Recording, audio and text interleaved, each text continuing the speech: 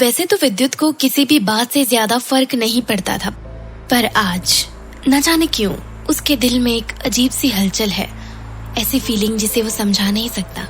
वो तेजी से स्टोर रूम की तरफ जाता है और स्टोर रूम का दरवाजा खोलता है। अंदर कोई भी नहीं है। तन्वी की वाइट ड्रेस अभी भी जमीन पर पड़ी हुई है। विद्युत को ये सब एक सपने जैसा लगने लगता है। वहीं दूसरी तरफ तन्वी सुनसान सी रोड पर अकेली चली जा रही है।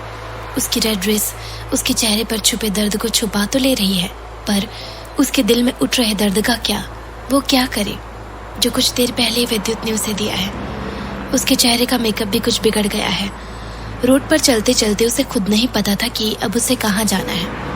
रात के अंधेरे में सड़कों की लाइट्स भी जल गई है। पूरा शहर अंधेरे की चादर में लिपटा नजर आ रहा है। तन्वी सड़क पर आती जाती कार की आवाज को सुन रही है। उसे पहली बार ऐसा लग रहा है कि उसे कुछ भी महसूस नहीं हो रहा है। विद्युत की बात अब भी उसके दिलो दिमाग में घूम रही है। तुम्हें दूसरों की प्राइवेसी में घुसने का इतना शौक है? कितने गुस्से में मिस्टर विद्युत ने ये बात मुझसे कही थी, तन्वी मन ही मन सोचती है। सड़क पर चलते हुए वो एक टक उन खाली रास्तों को देख रही है। कुछ ही देर में तन्वी का फोन रिंग होता है। फोन की दूसरी तरफ ऋषि घबराई हुई आवाज में तन्वी से कहता है, सानिया कहाँ हो तुम? तन्वी ऋषि की बात का जवाब देने ही वाली होती है कि उसे एहसास होता है कि उसके होंठ पूरी तरह सूख गए हैं। आखिरकार वो कुछ भी नहीं बोलती। ऋषि फिर से तन्वी से कहता है, सानिया तुम इतनी केयरलेस कैसे हो सकती हो? आई नो तुम्हारी कंपनी तुम्हें मिसेस नुमानी के बारे में पता लगाने के लिए फोर्स कर रही है, पर आज पार्टी में आए किसी भी स्टार की खबर तुम्हारी एजेंसी के लिए बड़ी खबर ही होती, पर तुम्हें तो मिस्टर विद्युत। ऋषि बोलते बोलते रुककर वापस कहता है, एक सेकेंड, कहीं तुमने ये सब विद्युत नुमानी की मदद करने के लिए तो नहीं किया? सानिया मैं जानता हूँ कि तुम विद्युत की कितनी बड़ी फैन हो, पर कोई भी फैन अपने स्टार के लिए इतना कुछ नहीं करता। ऋषि की बात सुनते ही तन्वी मन ही मन खुद पर हंसने लगती है।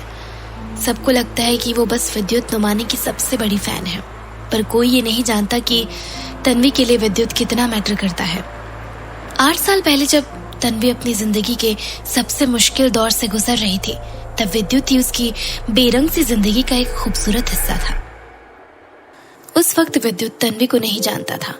तन्वी ने धीरे धीरे विद्युत को कामयाबी की सीढ़ी चढ़ते देखा है। उसे वक्त के साथ साथ खुद को और बेहतर करते देखा है।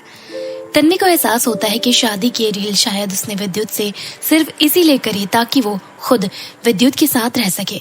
हालांकि विद्युत की जगह अगर कोई और शख्स उससे ऐसी कोई डील करता तो शायद तन्वी कभी तैयार नहीं होती। जितना तन्वी विद्युत को पसंद करती है, उससे कहीं ज्यादा विद्युत तन्वी से नफरत करता है। यही बात तन्वी के दिल में खंजर की तरह चुभ रही है। शायद तन्वी को विद्युत के इतने पास जाना ही नहीं चाहिए था। रात के 11 बजे विद्युत अपने घर लौट आता है।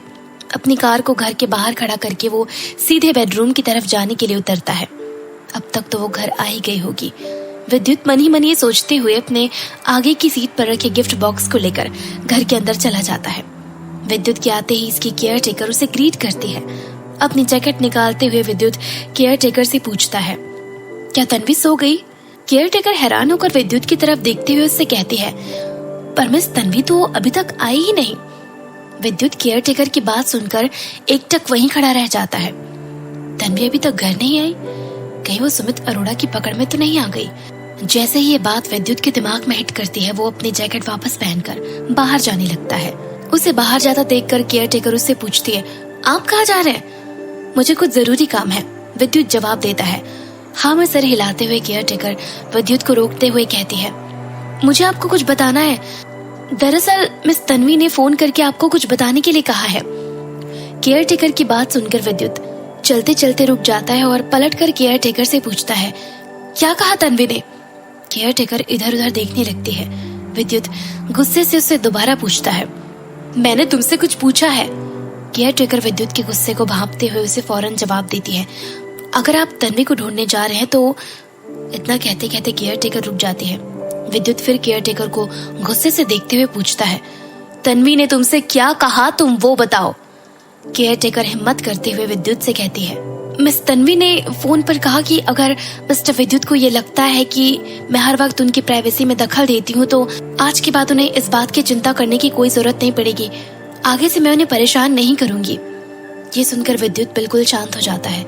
इतना सब कुछ हो जाने के बावजूद भी तन्वी मुझे नीचा दिखाने का कोई बहाना नहीं छोड़ रही। विद्युत मन ही मन सोचता है और अपनी जैकेट उतारते हुए वापस घर के अंदर आने लगता है। अपनी जैकेट केयर टेकर को देते हुए वो सीढ़ियों से अपने कमरे में जाने लगता है कि तभी केयर टेकर विद्युत से पूछती है, सर अब आप बाहर नहीं जा रहे?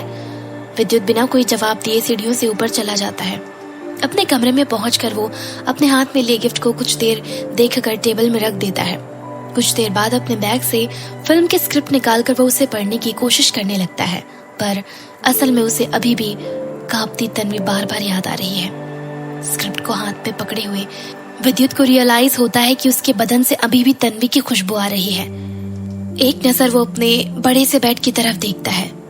तन्वी कुछ ही दिनों के लिए उसके साथ उस कमरे में रही, पर उस वक्त तन्वी की खुशबू विद्युत के बिस्तर के हर कोने में मौजूद है।